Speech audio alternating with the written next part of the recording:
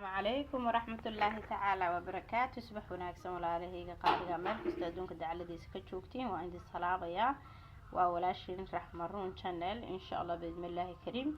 maanta waxaan la wadaagayaa cabitaan aad u fiican wax tar badan jirka u leh hooyooyinka daalan waxba u taraya calool istaaga uu fiican yahay waxyaabo badan buu idin taraya cabitaankan.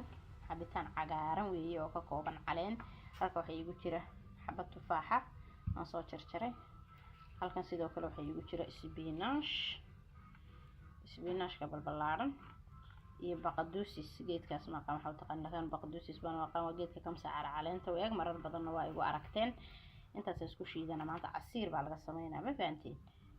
xabada tufaaxa waxa kula jira jabs injibiil aan soo dhilay insha Allah bismillaahi kariim.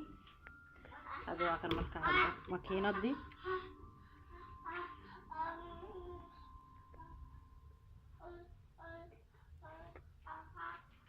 فهمتي marka khiyaarayeen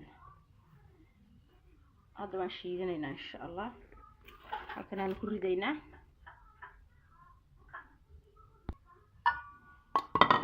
walaalahay biyaha intaas aan ku darayaa biyo badan ku darmayna xoogiga jilc ma rabo insha Allah bismillaahi kariim waa soo shiida insha Allah tabarakallah. khiyaaray waa tan soo shiiday casiirkii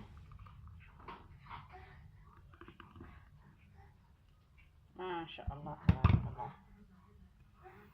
وكاسة ما فهمتين هذا ضيق تعيشها سكر واحد كدر سان كرتا سكر وانا كم درس واحد قال انا كم درين هذا ضيق تعيشها واحد كدر سان كرتا تمر هذا معاك تعيشها هاي ذيك انا سيدي اذا صدق ابدون تا alaabta baruurta way ka dhuuqaysaa caloosha way ku jilcinaysaa way ku socodsiinaysaa qofkii dadka calool istaaga qaba ma sha Allah tabarakallah laga ma hadli karaan idin dhahay روبي وراله عبة. السلام عليكم ورحمة الله وبركاته. فايدة دعاء لايك شير سبسكرايب وحقين.